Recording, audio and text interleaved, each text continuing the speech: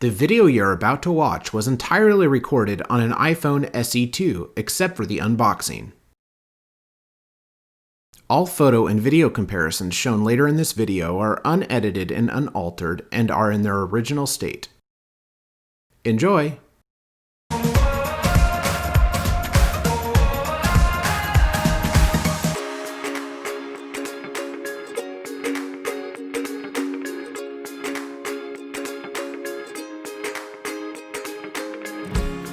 Hey guys, welcome to another Love Tech video. Andrew Loveland here. So I am at the beach on vacation right now, and I am actually recording this on the new iPhone SE2. I've had the iPhone SE2 now for about 4 weeks, and today we're going to show you the differences between the iPhone SE2 camera quality wise and the iPhone 11 Pro Max. So let's get started.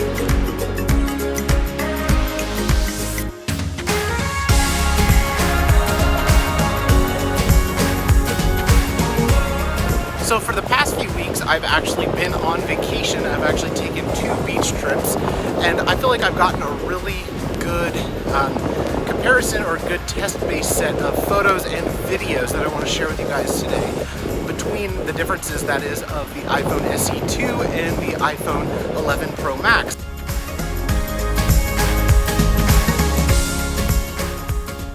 So before we get into real-world comparison tests today on the iPhone SE and how does it stack up against the iPhone 11 Pro Max, which is my daily driver, I want to first do an unboxing here on the channel. This is going to be a super kind of impromptu unboxing. It's not going to be anything super special. I haven't unboxed a new iPhone in almost a year now because that's when I got my iPhone 11 Pro Max. So I am kind of excited to unbox it. Once we get this unboxed, I'm going to put it into this case I got here. This is a Spigen case. You can go off of Amazon or eBay for about $10 to $12.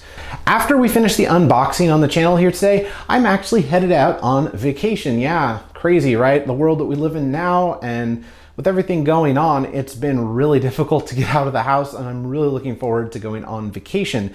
And that's another reason why I wanted to get this phone, as I mentioned in my intro to this video, is because I want to be able to go out and take real-world pictures and videos with this phone and compare this phone with my iPhone 11 Pro Max. How does the quality really stack up?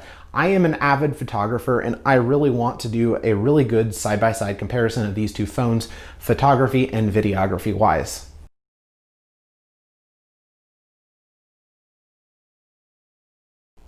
Now, this is the 64 gigabyte iPhone SE that came out a few months ago.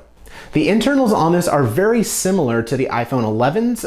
However, the screen is what the main big difference is here. You don't have the full front screen on this. You have Touch ID, you don't have Face ID with this, and there are some stripped down features, like you don't get the 3 camera system like the iPhone 11 Pros do. So there are definitely limitations to this device. However, it does record 4K video, which again, that's why I bought it. It was really to do a side-by-side comparison test between the iPhone 11 Pro Max and this.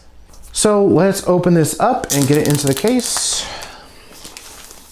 Taking it out of the plastic wrapping here. Apple has made their devices easier to open, I've noticed, with the quick, easy peel, which is really nice in the last few years. So when we open up the box, we are presented with the Design by Apple in California packet and documentation. A lot of their prior iPhones actually rested on top of the documentation and cables, as you may recall. When you pull out the documentation, here is the new iPhone SE 2nd generation, 64 gigabyte. It is the white model, and we will pull it out of here and take a look at it. I haven't had a white iPhone, I should say, since my iPhone 5S, which was way back in the day. So I wanted to switch things up a little bit and get the white version instead of the space gray or black version. So that's the reason for that. And then around to the front, we have the Touch ID along with the camera and earphone piece there. And then of course the screen, which again does not go up into the notch design like we are very, very much used to nowadays. It is simply just a regular kind of screen like the iPhone 8s and 7s and 6s were back in the day. However, it is a really nice screen still, don't get me wrong there. Before we get back to the iPhone, let's take a look at what else is in the box. So starting out with the quick start guide and documentation here, we have a welcome to iPhone card front and back saying welcome to your iPhone. Here's some tips and tricks. We have the SIM ejector tool, which is very handy when you need to put a new SIM card into your phone if you switch carriers. All the fun legal and documentation crap that you have to read that no one does. And then yay, Apple stickers, so cool. I love Apple stickers. And then inside the box, we have a 5-watt power adapter, USB-A type, the earbuds, which are, I don't know how many of these I have laying around, a lot, I never use them. And then the lightning to USB-A adapter cord in the bottom for charging and interfacing with your computer. And that's all that's in the box. Kind of like every other iPhone out there, has kind of the standard basic stuff included in the box. And we'll turn it on. It definitely does feel a lot smaller than my iPhone 11 Pro Max. I mean, that is, you can just see the size difference right there. They're lined up on the bottom there right now. Much, much smaller device, that's for sure. Although some days I really do miss the smaller devices that Apple used to have. You know, the Pro Max is a really, really giant phone. So being able to have a smaller phone definitely could come in handy in the near future. Logging into Wi-Fi is activating the iPhone, which will take a few minutes. So again, I want to remind you, while that's activating, I'm not going to be using this actually for a cellular device. I'm going to be using it more for a comparison tool, a beta testing tool. That way I don't have to ruin my production or everyday iPhone. Also, another thing I want to be able to do with this, as I mentioned before, is give you guys some really good comparisons between the models, because again, this is the budget, the ultra budget iPhone out there. It starts at $399. The iPhone 11 Pro Max is well over $1,000. So big, huge price comparison difference there, over twice the price. So what do you really get? What's really the differences? So that's really what I really want to focus on here. All right, guys, so I went in, got the iPhone SE 2nd generation set up. I'm gonna go ahead and put the case on the outside of it now. And then I'm gonna see you guys out on vacation and go around and take some test shots between this phone and my iPhone 11 Pro Max, and also do some video and kind of compare the two. So I think this will make a really cool video, and I'm really looking forward to going on vacation.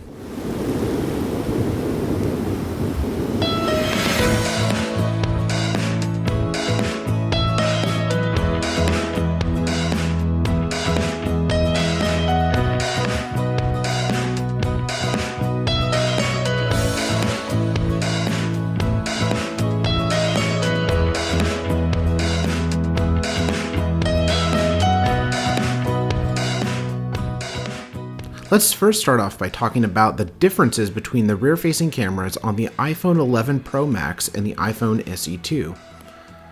While the iPhone 11 Pro Max has an array of 3 cameras, a wide, ultra-wide, and telephoto lens, the iPhone SE2 only has the wide-angle lens.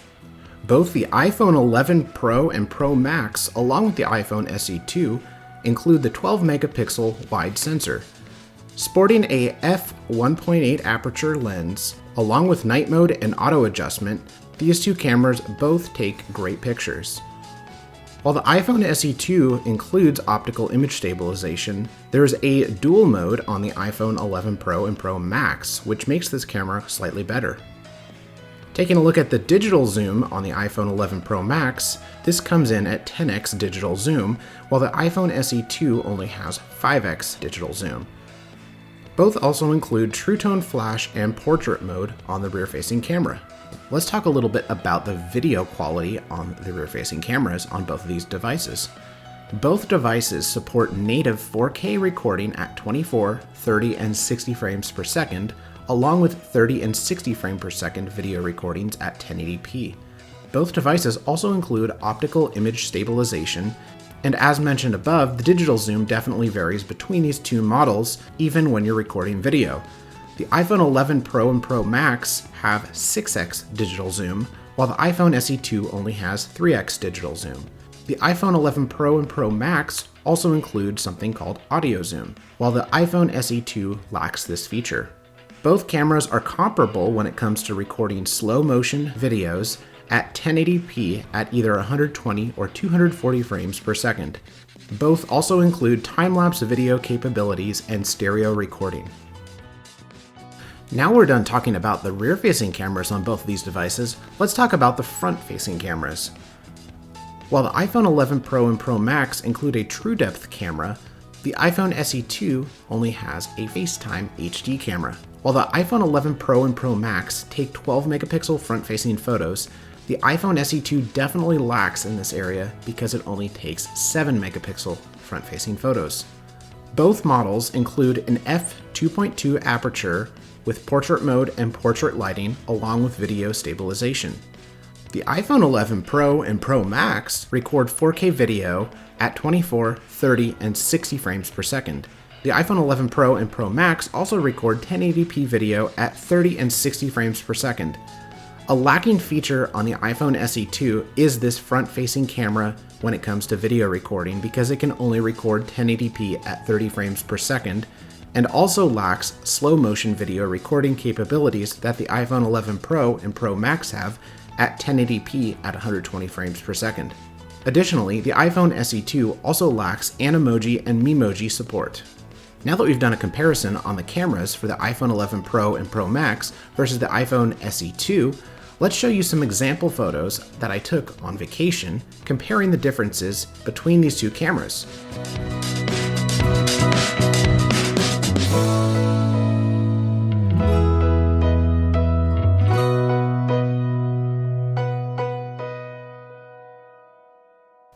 In our first photo comparison, I took this picture of a lighthouse on the Oregon coast. You'll notice that in the iPhone 11 Pro Max photo, the image itself seems to be clearer overall than the iPhone SE2 photo. It was a very foggy day at this lighthouse, and I feel that the iPhone 11 Pro Max camera overall captured this photo more accurately than the iPhone SE2 camera did. In these next couple of photos, the iPhone 11 Pro Max used what is called night mode. Night mode unfortunately does not exist on the iPhone SE2, which doesn't make it optimal for low light conditions when you're taking pictures. As you'll notice, the iPhone 11 Pro Max took this picture way better than the iPhone SE2 did. Again, this is not taken with any flash, and this was a really dark room, and the iPhone 11 Pro Max way outperformed the iPhone SE2 in this low light condition. You'll notice in the second low light photo here that the iPhone SE2 clearly did not take as good of a picture either. The overall picture seems rather washed out to me, and the level of detail, even though they're both 12 megapixel sensors on both of these cameras, seems to be a little bit more grainy to me. This next photo is of an interesting tree in Oregon. This is called the octopus tree. It's a very famous tree on the Oregon coast if you've never been there. Again, the iPhone SE2 photo looks a little bit more washed out than the 11 Pro Max photo does. Also, the level of detail in the 11 Pro Max photo definitely turned out better in my mind. Here's where things get a little bit more interesting. This is a wider landscape shot, and actually I think the iPhone SE2 outperformed the iPhone 11 Pro Max in this photo. Here's a few reasons why. First off, you'll notice that the actual picture richness of the iPhone SE2 in this photo looks better to me. The amount of detail also, in my mind, looks a little bit more sharp and crisp in the photo itself. The only thing I think the iPhone 11 Pro Max did better in this particular photo is if you look at the rock out in the distance, it looks a little bit better exposed to me than the iPhone SE2's shot. This next picture actually turned out almost exactly the same. You can barely tell the difference between the iPhone 11 Pro Max photo and the iPhone SE2 photo. The iPhone 11 Pro Max, however, in my mind, did expose this picture slightly better than the iPhone SE2. This next photo is a picture of the iced tea I actually drank on my vacation. And as you'll notice, the iPhone SE2's clarity is a little bit less than the iPhone 11 Pro Max. However, in my mind, the iPhone SE2 performed really good in this picture with the amount of color that it brought into the photo. In my mind, it looks almost identical to the iPhone 11 Pro Max. Flipping the camera around to the front, you'll notice that the iPhone 11 Pro Max definitely took a much clearer picture, and also the level of detail in the picture looks far superior than the iPhone SE2. However, I think the iPhone SE2's color looks just about as good, if not better, than the iPhone 11 Pro Max. Here's another shot I took at the beach, and honestly, you can barely tell the difference between these two photos. The only part of this photo that is a little bit different that I see is the iPhone 11 Pro Max, I think, did perform a little bit better on the foreground rock. However, the rest of the photo looks almost identical to me. In this next photo, I think that the iPhone 11 Pro Max took a little bit better picture than the iPhone SE2. The iPhone 11 Pro Max does have a little bit better color in the foreground as well as the shading in the clouds, but overall a very close comparison. And what kind of photo comparison would this be without me showing you a panorama photo?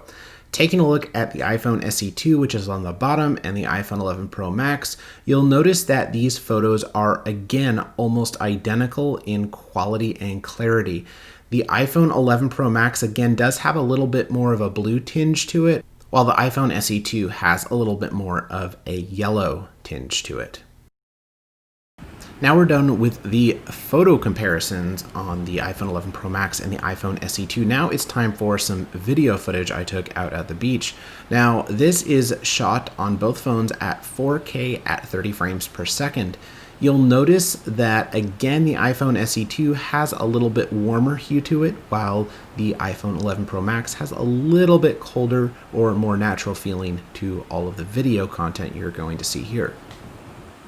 Now overall, I was really impressed with the iPhone 11 Pro Max and the iPhone SE2 quality. Taking a look at a few detail shots here, you'll notice again, it is almost virtually impossible to tell the difference between these two phones when you're shooting 4K 30 frame per second video. It was absolutely astounding that a $400 phone can take this good a quality of video versus a $1,100 to $1,200 phone. Before I wrap the video up today, I just wanted to leave you with a few more video recording shots on the iPhone 11 Pro Max and the iPhone SE2 side by side. You'll notice this pan shot here just turned out beautifully with the seagull, and then this rock picture here with the wave coming in also turned out phenomenally. Again, there's a little bit more detail maybe in a few of these iPhone 11 Pro Max shots, but overall they look almost identically the same. Now, my overall thoughts of the iPhone SE2 were really good. It held up really well with camera performance and also video performance. However, there were some features in my mind that did lack on it, in the sense that it did not have quite as good a camera quality in my professional opinion. However, the video did look really good side by side. If you're on a budget, you want to spend $400 to get into the iPhone market and get a really good 4K recording camera, definitely go with the iPhone SE2. If you have some more cash to burn or are wanting to be more of a professional photographer or videographer like myself, definitely go out and do your research and get the iPhone 11 Pro Max. It will have better overall quality and performance than the iPhone SE2. However, again, if you're a novice photographer and just wanting to get into the market and wanting to get a great iPhone for videography or photography, definitely go with the iPhone SE2. And guys, that does it for this video. I hope you really enjoyed the review here on the channel today. And again, if you haven't liked this video, make sure you hit the thumbs up button down below. I'd really appreciate it. Leave your comments. Let me know what you'd like to see me review here next on the channel. And as always, if you haven't hit the subscribe button at the top, it would be greatly appreciated if you do that. And click the bell for notifications. And we'll see you next time in another Love Tech video. Goodbye from the beach.